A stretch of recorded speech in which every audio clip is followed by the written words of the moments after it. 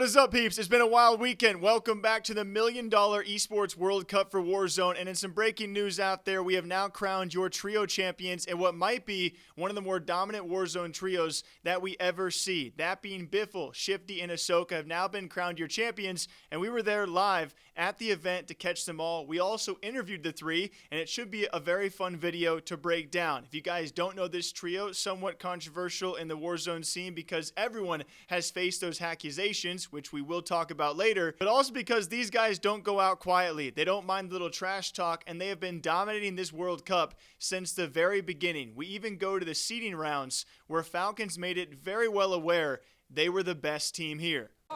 He's going to be able to tally another He's elimination going to go down. Yeah, no more plates. No plates.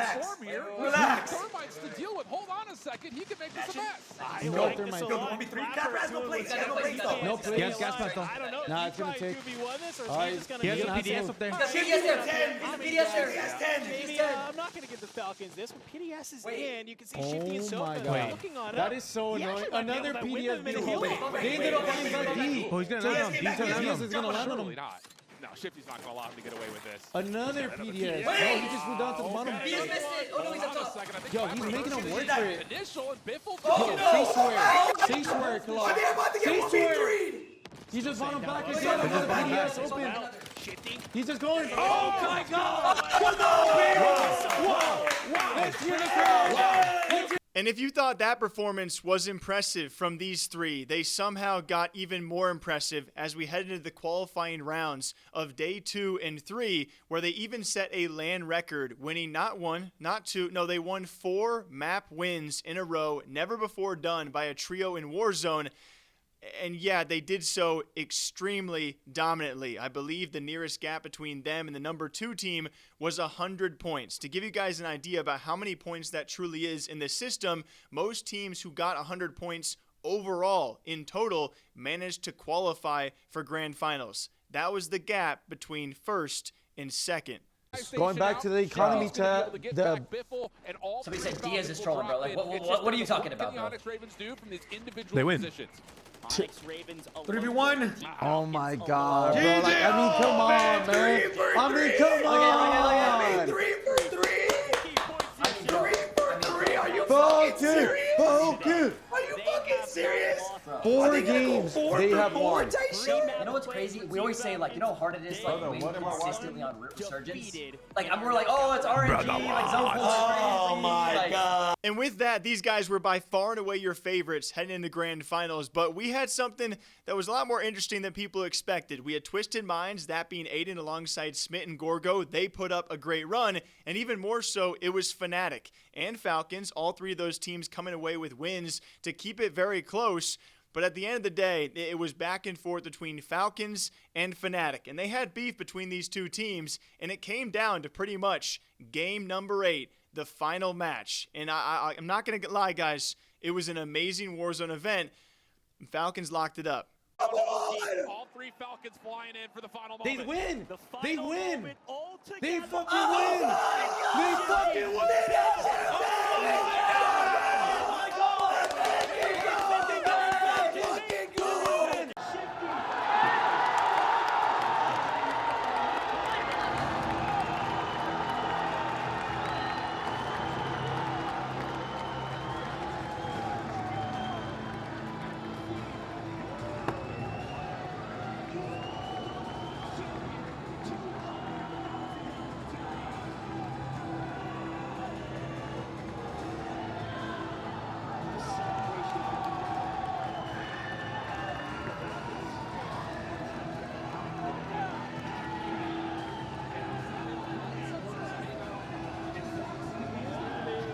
And in the end, to celebrate, they looked towards that number 2 team. And apparently they had reasons for the trash talk with Fnatic, and we need these rivalries in esports, but they looked right on over, and they hit him with the choke as Falcons become your $1 million Esports World Cup champions for Warzone. So they've done it in the World Series of Warzone. This trio now comes and they set a LAN record here. They also win the Esports World Cup, and now we have another World Series of Warzone approaching, and we got to sit down with them in post-interview and ask about their dominance and their end goals. And this trio, they don't only want to be the most dominant trio of now, they want to be the most dominant trio ever in Warzone. I think the end goal for us is probably to be the most dominant trio ever in the past, present, and future. So just gotta keep working hard. We'll do it. Yeah, I mean, I already think we accomplished that, to be honest. Very dominant, but yeah, I mean, this was definitely a great one to have in the bag. And we also wanted to ask them how they achieve these goals, right? What is the actual, commonality of their success? Is it the communication? Is it the chemistry? What is it that makes this trio as good as they are now, standing by far and away as the best team currently in Warzone?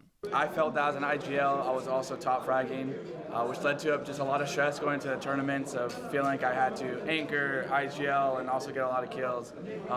Ultimately, I told D, I said I can't do it anymore.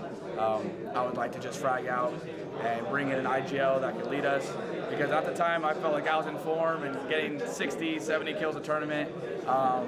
So we brought on Soka. We had Tommy before, it didn't work out. And with Soka, I played with him for 4 years. So if I was gonna have anyone IGL me and I fully trust him, 110%, it would be the guy I came up with. So that's why it was ultimately Soka. I think, off the game, I think we're just three regular, degular-ass dudes, and we just happen to be good at COD. So our chemistry off stream is just unmatched, bro. Like, I feel like I know these kids since I was in elementary, but I just met him I met you 4 years ago, 3 years ago. I met him 2 months ago. So, yeah, it feels good. Yeah, so I'll tell the story. So Fnatic, Almond, Skullface, and Noobs, I played. Those are all my ex-teammates. So it's kind of recent, We were down, I never doubted them. I knew they were going to give us a hard time. We said in the interviews coming up to this, they haven't been playing the best, but on land, they're Lanimals as well.